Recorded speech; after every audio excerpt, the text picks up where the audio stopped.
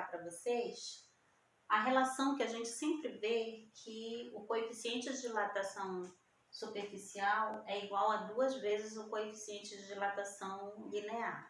E a gente vai ver que isso não é verdade, tá? É um caso bem particular e eu vou explicar por quê. Existe um fator que vai surgir aqui que é importante a gente considerar, que depende da temperatura. Então, o que a gente já sabe? Aqui, vamos analisar essa figura, né? Então, eu tenho uma placa, né, de área A0. Essa placa de área A0, ela tem um comprimento aqui na horizontal de A0 minúsculo e a altura B0 minúsculo, certo? Então, essa área A0, eu posso escrevê-la da seguinte forma. A0 é igual a Azinho 0 vezes Bzinho 0, certo? Então, essa placa ela vai ser aquecida e ela vai dilatar, vai aumentar de tamanho, certo?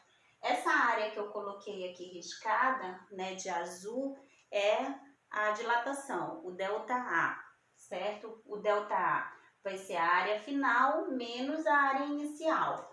Então, o que vai ser a área final? Vai ser a área inicial mais essa dilatação aqui, certo? Então, eu posso dizer também que a área final ela vai ser igual ao A final, que é o Azinho, mais o quanto dilatou no ΔA, que é o A final. E na vertical, né, tem o comprimento B0 e dilata mais o ΔB, né, um elemento de comprimento ΔB, porque está no lado B. Então, eu posso chamar essa área final de A vezes B, certo? O que eu sei também? Eu sei que eu posso representar a dilatação linear, a gente já viu, né, em slides anteriores. A dilatação linear ΔL ela é dada por L0 alfa ΔT, onde esse L0 é o comprimento inicial, o alfa é o coeficiente de dilatação linear e o ΔT é a variação de temperatura. Ajeitando essa equação, isolando o alfa, eu posso dizer que o alfa é igual ao ΔL dividido por L0 ΔT. Esse ΔL por L0 nada mais é do que a relação entre o comprimento, né? O quanto dilata e o quanto tinha inicialmente de comprimento. Então, é uma relação ali de proporção, né? Uma porcentagem do quanto aumenta. E na dilatação superficial, o ΔA é igual a 0 beta ΔT, que é o que a gente viu em slides anteriores também. O que eu sei também? Que se eu quiser só calcular essa área achurada, ΔA, eu também posso representá-la da seguinte forma. Vai ser essa área aqui, né, cujo achuramento ele está menos intenso do que esse aqui, e isso daqui é um retângulo. Então, como que eu calculo a área do retângulo? Seria a base, que é o ΔA, vezes a altura, que é o B0.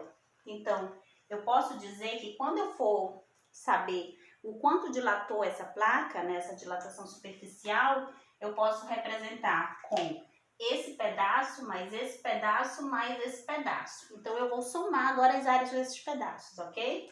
Então, o ΔA vai ser aqui, ó, o B0 vezes o ΔA, mais, aqui agora essa parte aqui achurada, vai ser esse pedaço aqui, que é o A0, vezes o ΔB, que dá esse retângulo aqui. Então, vai ser o ΔB vezes o A0, que é base vezes altura, mais esse elemento aqui, esse quadradinho que tá, né, mais achurado aqui de azul, que vai ser o ΔA, esse lado aqui dele vale ΔA, e esse lado da altura vale ΔB. Então, eu somo com ΔA vezes ΔB, certo? Então, eu posso representar o ΔA dessa forma. Quem vai ser esse ΔAzinho e o ΔBzinho? O ΔAzinho é a variação de comprimento, então eu tenho que fazer a relação com a dilatação linear, certo? Então, o ΔAzinho vai ser o A0 alfa ΔT. Mas por que alfa e não beta? Porque esse ΔA é a variação do comprimento do tamanho A, não é de área, é do comprimento. A mesma eu faço com o ΔB. O que vem ser o ΔB? É a variação desse comprimento aqui, desse lado da placa. Então, vai ser o B0, que é o comprimento inicial desse lado da placa, vezes o alfa, vezes o ΔT. Por que o alfa, de novo? Porque é a mesma placa, então é feito do mesmo material, certo? Então, eu tenho 4 equações aqui. Eu vou numerar essas equações, eu vou chamar de equação 1, 2, 3 e 4 e 5, certo? E aí, o que eu vou fazer? Eu vou substituir a equação 4 e 5 em 3, certo? Então, eu vou pegar essa equação 3 aqui e vou substituir a equação 4, no lugar de ΔA eu vou colocar essa equação e no lugar de ΔB eu vou colocar essa equação. Então, vamos lá. ΔA, que é a equação 3, é igual B0 vezes... Quem é o ΔAzinho? É o A0 alfa ΔT. A0 alfa ΔT. Mais, certo? Quem é o ΔB? O ΔB é B0 alfa ΔT. B0 alfa ΔT. Esse é o ΔB, vezes o A0. Certo? Mais, quem é o ΔA? A0 alfa ΔT. Vezes, e quem é o ΔB? B0 alfa ΔT. Observem agora que eu tenho alguns fatores aqui, olha. Quem é esse aqui, ó? A0 vezes B0. É a equação 1, é o A0, é a área inicial. Isso vai aparecer aqui, olha, A0 vezes B0 e vai aparecer aqui, certo? E aparece o ΔT aí também nos 3 fatores. O que é o ΔA? O ΔA eu posso representar também pelo A0 beta ΔT, porque como eu quero a relação entre alfa e beta, eu tenho que fazer aparecer o beta aí, certo?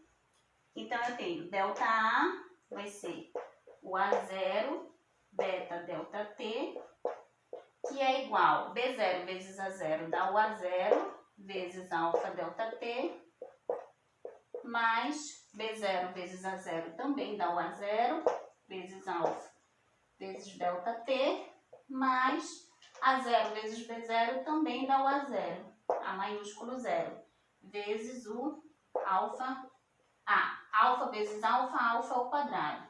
ΔT vezes ΔT ao quadrado, certo? Então, o que eu vou fazer aqui? Aparece fator comum em evidência. Então, eu vou dividir isso tudo por A0 vezes o ΔT, porque aparecem todos os fatores, certo? E aí, cancela aqui, cancela todos os A0 ΔT que aparecem dos dois lados, certo? E aí, o que sobra? Sobra que o beta vai ser igual ao alfa, alfa mais alfa dá 2 alfa, né?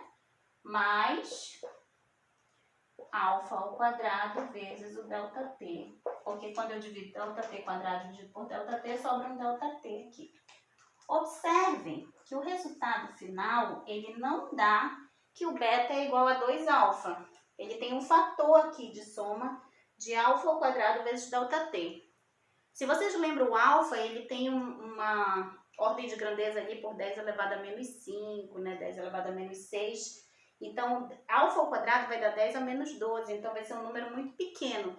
Por isso que, em geral, se despreza essa parte aqui e se considera o beta igual a 2 alfa. Mas, a rigor, se a variação de temperatura for muito alta, então esse fator aqui, ele vai, né, ser significativo. Então, eu não vou poder desprezar, mesmo que o alfa seja pequeno. Então, o beta, na verdade, ele nunca vai ser igual a 2 alfa, né? Para pequenas variações de temperatura, isso é verdade, mas para grandes variações, não. Fiquem ligados nisso, tá?